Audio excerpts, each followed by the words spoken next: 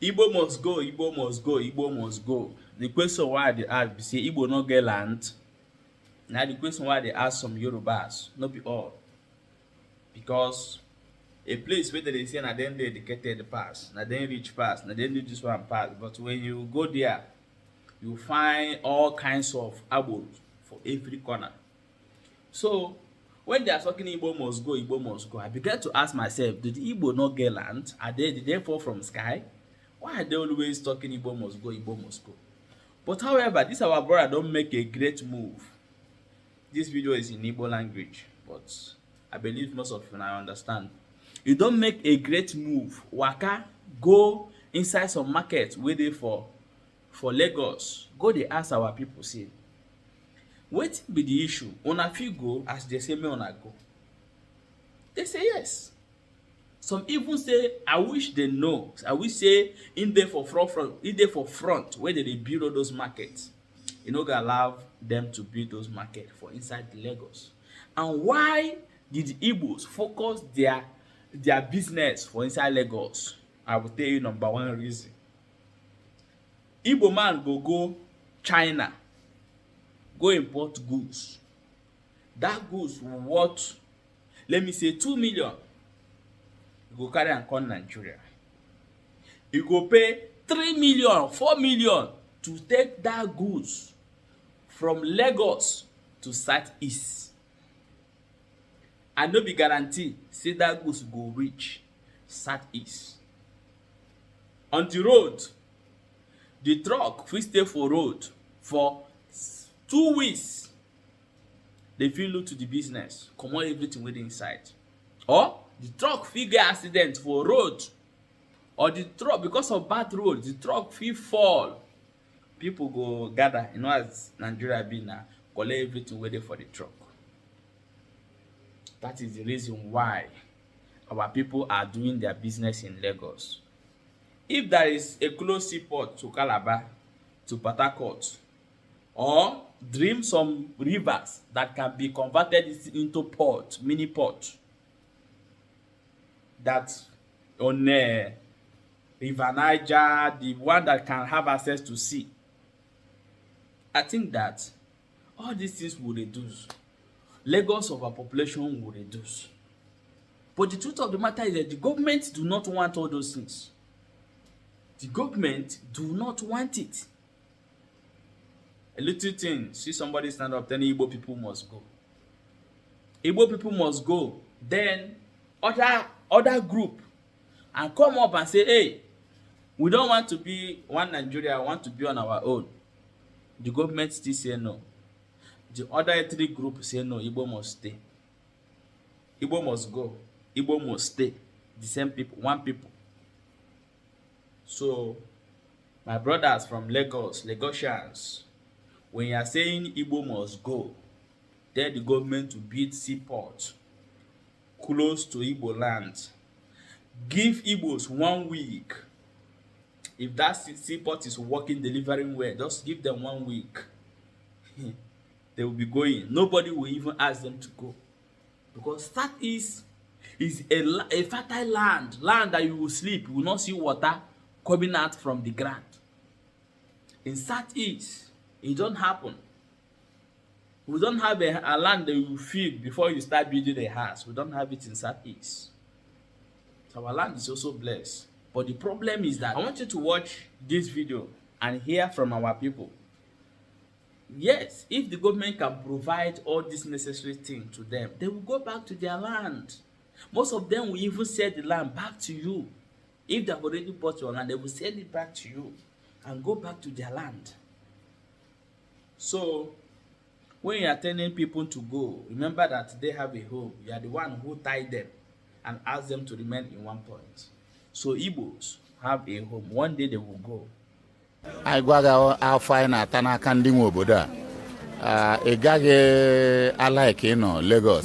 Nwanne m kedu taa anyị nọ na nnukwu afịa na-akpọ trade fair nke nọ n'obodo Lagos ka anyị na ndị be anyị kparịa gbasara ife banyere ọ ga-aka mma ịnọ ka nọdụkwa na-azụ afịa anyị ebe a ọ ga-aka mma ka anyị bụrụ ngwongwo afịa anyị gbadataba anyị na ndị be anyị ga-akpali anyị ma ka fa si eme ma ka ife si agalụfa yọtagonu ngwan solu nka ize na enna kedu kwan na udo dị ko gwan ya fagi o oke afa mbụ Chukwuebuka na mala onye be ke bukwan onye Igbo na Anambra steeti anyị si ka anyị bịa ka anyị nọrele ndị be anyị ife anyị bịa ịjụ bụ ọ ga-amasị gị asị onye Igbo asị gị kwube na ị ga-alaiki ka ọ bụrụ na ị buru biznes gị na be anyị Igbo jezuba afịa gị ka ọ efili na ọ ka mma ka ndị Igbo ka nọkwalihi ya na-azụ afịa fa ka efili maka ya.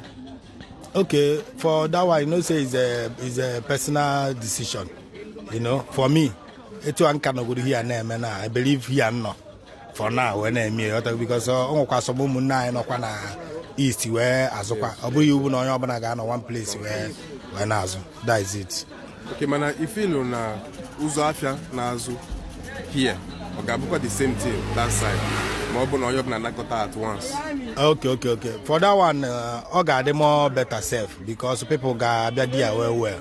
I know they develop a bag well. Mando na be here as why I get to quiet but I that place. EJ patronize there. So I got come myself. You understand me vaji for why about today go obodo si wede. Mana I gbada ba na emekwa ya. Ma ebe obo no esi azu ga choro kwa bia kwa ebe I know where me. That is one thing there. Thank you so much, sir. Eju m ga-asị gị na otu anyị nọ n'obodo ndị ọzọ na-eme biznes but na ebunakwa ya be anyị na ọ ga-abụkwa ihe dị anyị oke because n'obodo anyị nọ ụgwọ a na-akwụgodo ebe a dị too much. Ọ bụ na anyị nọrọ nso be anyị wee na-eme biznes a ọ ga-enyekwa anyị more gain. Ọ bụgosi ugwu na anyị na-akwụ at least nọrụbeghị nso wee na-emekwa the business. So ọ bụ na ndị Igbo anyị kwekọrịta eburu afịa otu a na-abụghị ya be anyị na-eme ozigbote ihe dị oke bụrụkwa progress to ndị Igbo anyị. So ọ dị very very okay ma ebu n'afịa na Igbo anyị wee zube mebe the business. Ọ bụrụ na anyị chagbakọta aka ọnụ na once ofu ya ka ọ ga-abụkwa ebe a because na onye ọbụla nọ ebe a na Igbo mebekwa the business otu o si agaba ka ọ ga-esi na-agakwa n'Igbo anyị because na anyị ncha na ebe a mana ọ bụ na som anarọ ịghọtago ọ ga-emezi ọma na-agacha ọfụma but ọ bụ na onye ọbụla agbakọta aka ọnụ anyị ncha gbada aba anyị mebe the business ọ ga na-aga ọfụma ịghọta. Daalụ nwanne biko gwara anyị akara gị akara m bụ 08167489383. Okay, so anyị si ka anyị jikene ka efe ilo maka asị gị kwube na ndị be anyị ibulu afịafa naba ana Igbo be anyị ọ ga-aka mma ka ọ ga-aka nọlụkwa ebe a ka ndị mba ọzọ so na-esoro na-atụrụla anyị ka ọ ga-aka mma ka fa bịa na-eme iti anyị na ana anyị. Ọ bụrụ na ife a ga-eji ofu obi wee mee iburu afịa niile buda anyị Igbo ga-abụ ife magburu onwe ya n'ihi na ebe anyị nọ anyị gwaghị afọ anyị na-ata n'aka ndị nwe obodo a ị gaghị ala ka ị nọ Lagos ịbịa dịka ihe dịka ofu ọnụ shop ụfọdụ n'ime ofu ọnụ shop nọ n'ime ebe a nọcha na 1.something million.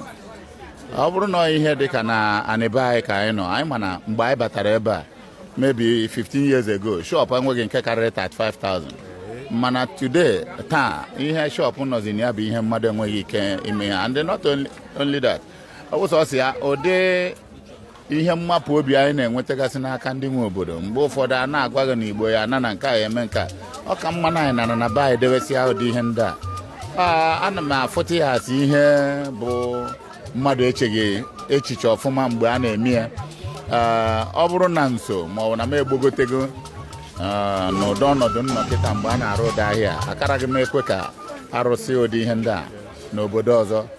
Kedu ihe bụ mmepe a na-enwe n'obodo? Ụdị ihe a na-emepe obodo. Ọ bụrụ na anyị were ife awena na anị be anyị ama m na ihe niile na-atụ akpụ ụkwụ ma ọ na-atụkwa ụfọdụ ahịa dị iche iche bụ ndị Igbo na-atụ ya. So ọ bụrụ na anyị buru ụdị ihe abuda a na Igbo ebe ma ebe ọsọ ọgụ nọrụ ihe agbadata na Igbo bịa were ya irecha nke ị nwere ịfụ ha ọzọ ma gbadata na Igbo ọsọsị debe ihe n'ime mmiri ya jee chọọ onye ahụ jee gote ya. Ama na enwere ndị si ugwu Awụsa eje Ọnịcha eje azụ ahịa ma ya fụzi ụdị ahịa dị otu a mana ihe o ji dị ka ọ dịara ize bụ na ebe a na-agba ngwa ahịa bụ wọf dị nso ebe a yes ụlọ mmiri mana anyị makwa na ụdị ihe dị otu a edezie nke dị na port o ya enyere anyị akarị nne wee bụrụ ihe magburu onwe. Ana m ekwu na ọ ga-abụ ife dị mma na ọ bụrụ na ahịa niile gbadaba n'Igbo. Nke anyị bụ nke anyị. So otu ahụ ka m si kwue ya. Ya gaziele gị. Biko gwugodo anyị akara ekwentị gị. Ihe eji akpọ n'ekwentị bụ 08039217117. Unu anụgo na ndị be anyị ọ ya aka maka anyị gbadaba anyị. This is Basics from Voice of the East. Ngwa gbado na ahịa dị ọsọ. My wonderful people, welcome back. As you don't watch that video, please, I want you to share this video and drop your own thoughts, what you think as well, to tell the Lagosians who are telling Igbos must go with this information that this our brother bring from this market. What you think in your own heart. Thank you so much.